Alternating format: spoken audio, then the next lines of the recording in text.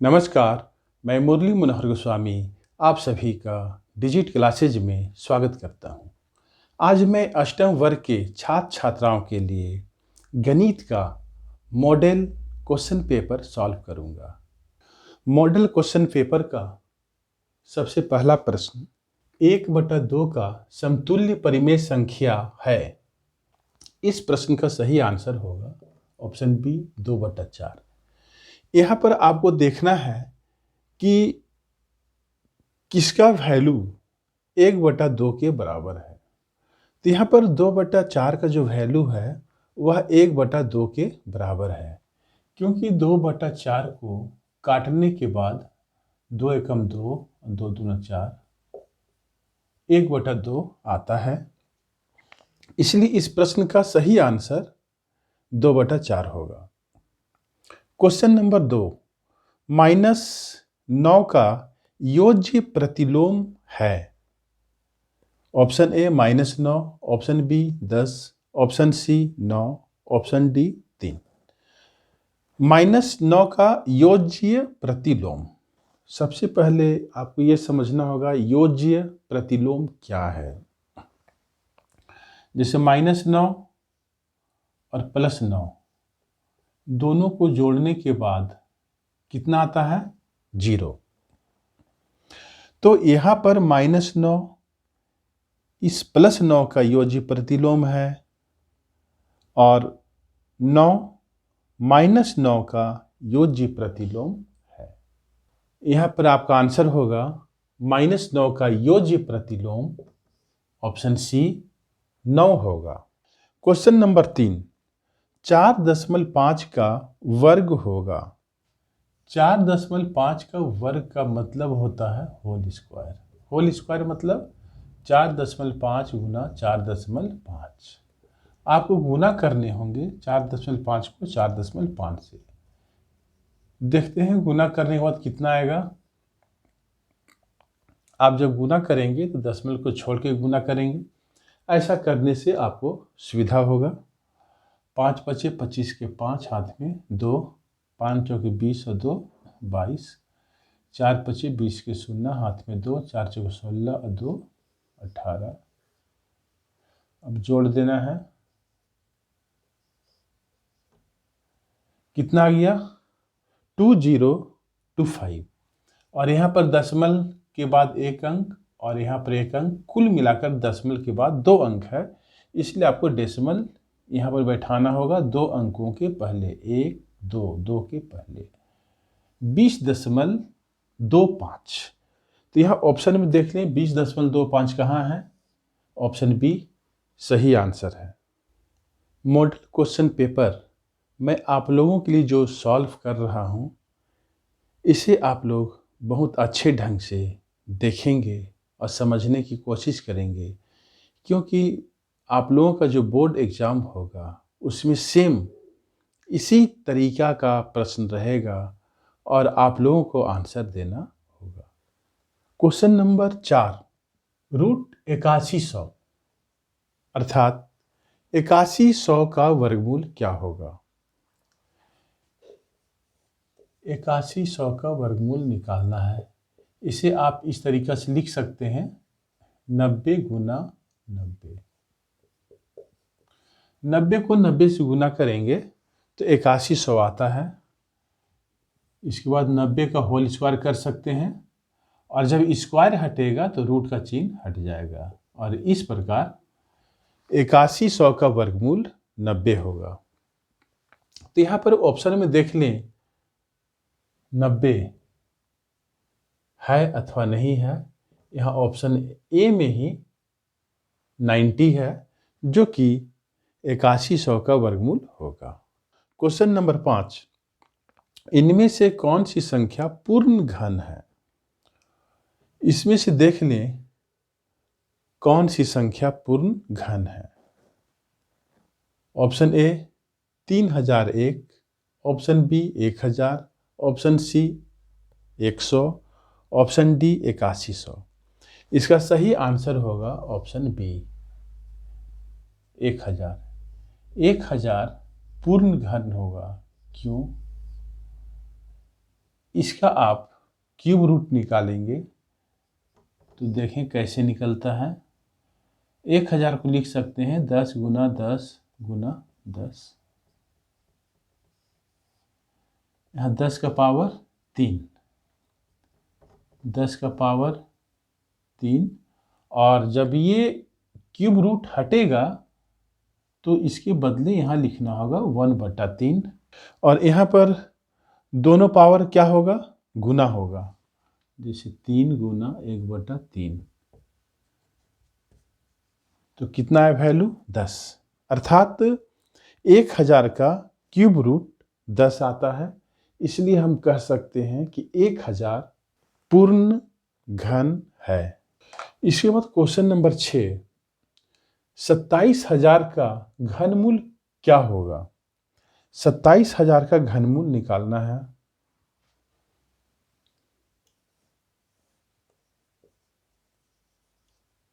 Same process है, इसको आप लिख सकते हैं 27 गुना 1000,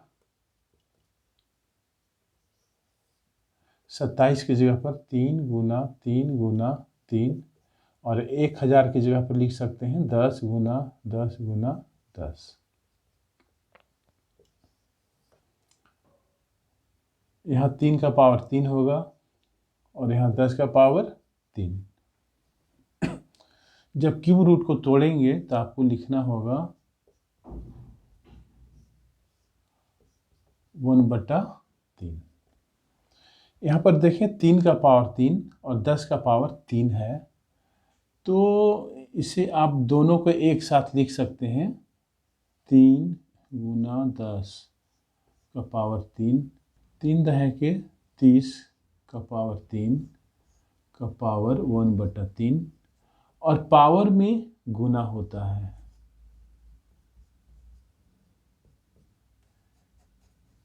इस प्रकार 27000 का घनमूल कितना आया, 30 आया। ऑप्शन में देख ले, ऑप्शन सी 30 है, यह आपका आंसर हो गया। क्वेश्चन नंबर 7, 1024 इनमें से किसके बराबर है।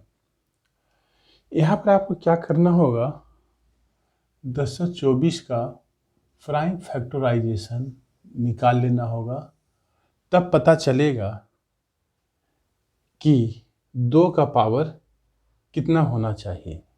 प्राइम फैक्टराइजेशन में प्राइम नंबर से हम लोग भाग देते हैं, 2 से भाग देंगे 512 बार में कटेगा,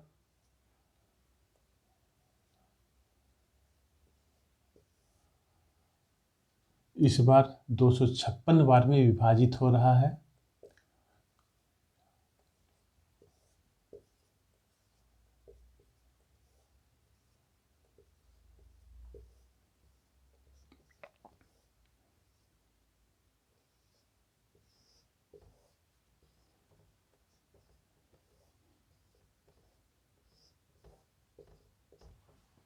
कुल 2 की संख्या 1 2 3 4 5 6 7 8 9 10 है, तो यहाँ पर ऑप्शन ए 2 का पावर 10 सही आंसर होगा।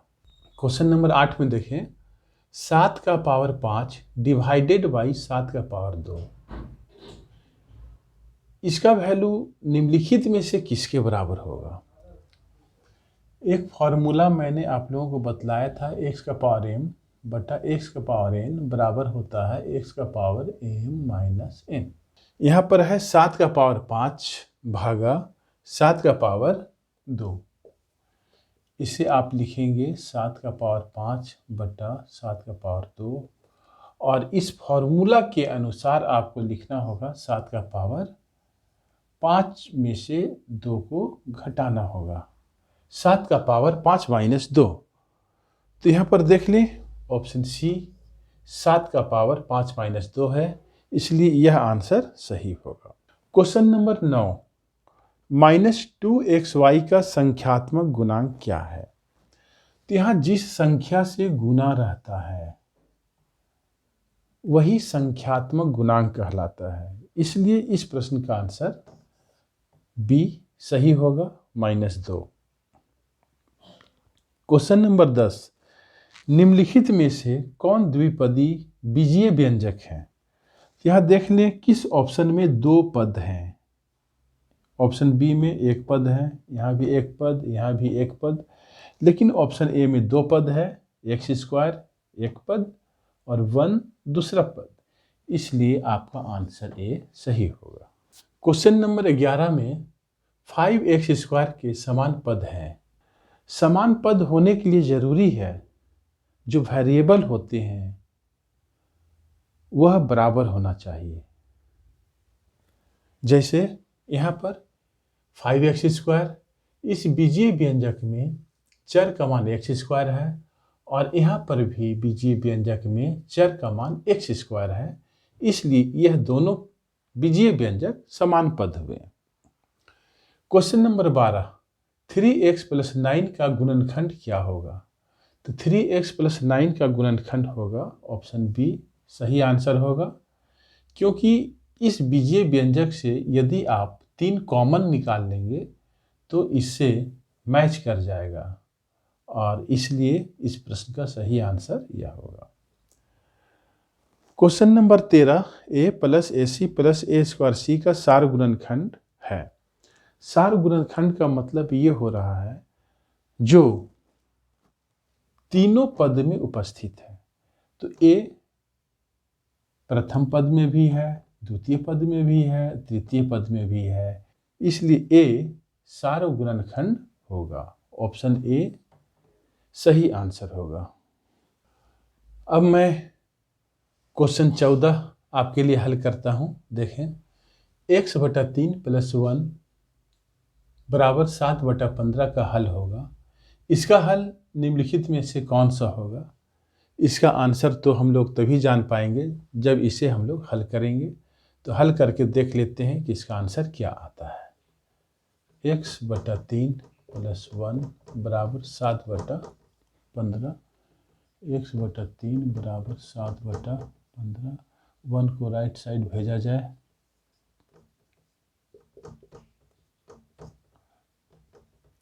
एलसीएम 15,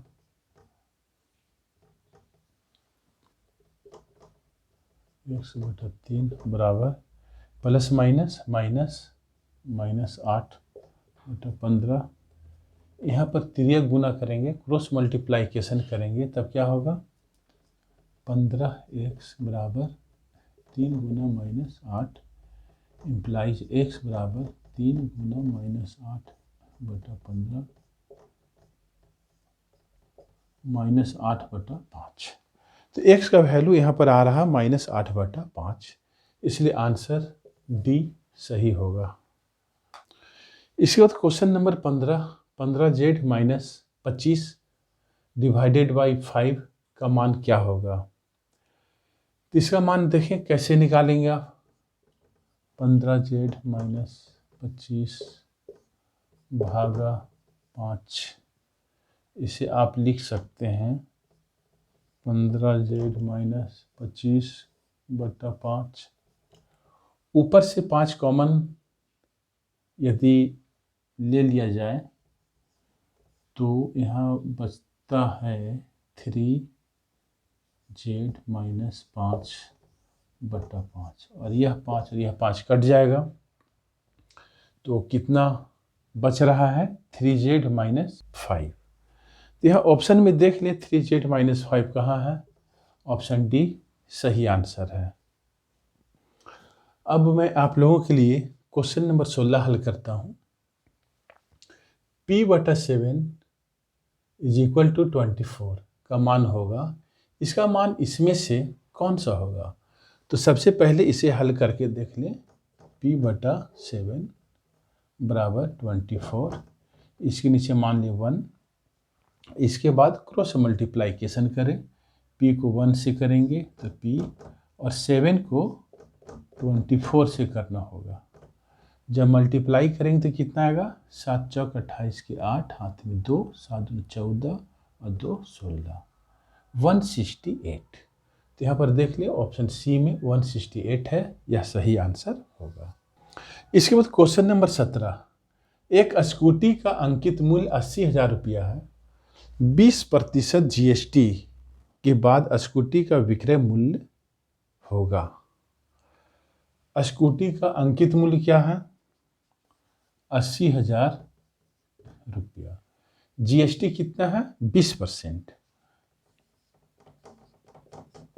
जीएसटी बराबर कैसे निकलेगा? 20% है तो आपको इसका 20% निकालना होगा। 80,000 रुपया का 20%।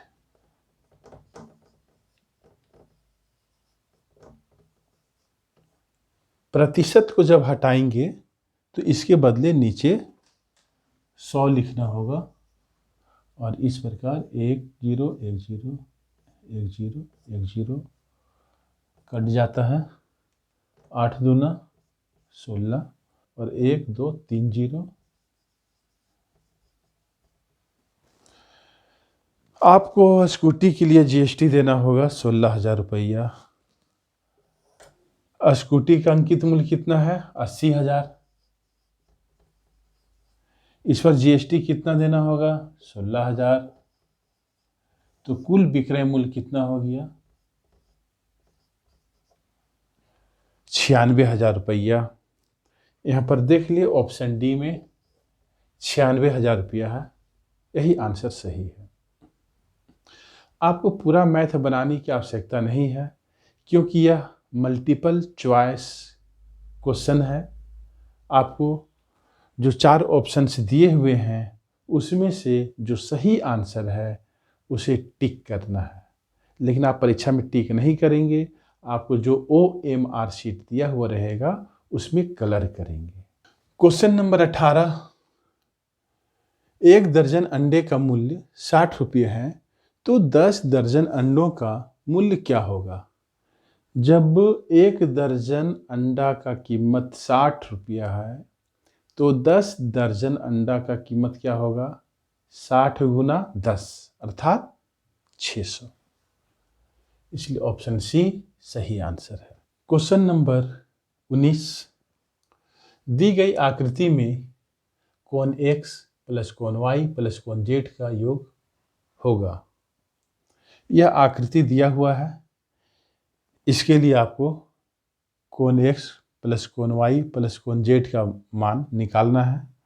हम लोग जानते हैं कि किसी भी चतुर्भुज के चारों कोणों का योग 360 डिग्री के बराबर होता है।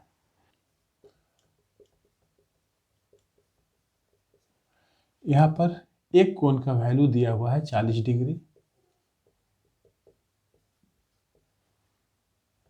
इम्प्लाइज कोण x प्लस कोण y प्लस कोण z बराबर 360 डिग्री माइनस 40 डिग्री को राइट साइड भेज देंगे तो माइनस 40 डिग्री हो जाएगा और 360 में से 40 घटाएंगे तो आएगा 320 डिग्री। यह आंसर हो गया और इस प्रकार ऑप्शन डी सही हो गया। आज का अंतिम प्रश्न क्वेश्चन नंबर 20। घन का कुल पृष्ठीय क्षेत्रफल का सूत्र है। घन का कुल पृष्ठीय क्षेत्रफल का फॉर्मूला होता है 6 गुना भुजा का होल स्क्वायर और इसके अनुसार ऑप्शन डी सही होगा 6L स्क्वायर। मैं आशा करता हूँ कि आप लोगों को आज का वीडियो बहुत पसंद आया होगा। आप सभी छात्र छात्राओं को वीडियो देखने के लिए मैनी थैंक्स। जय हिंद।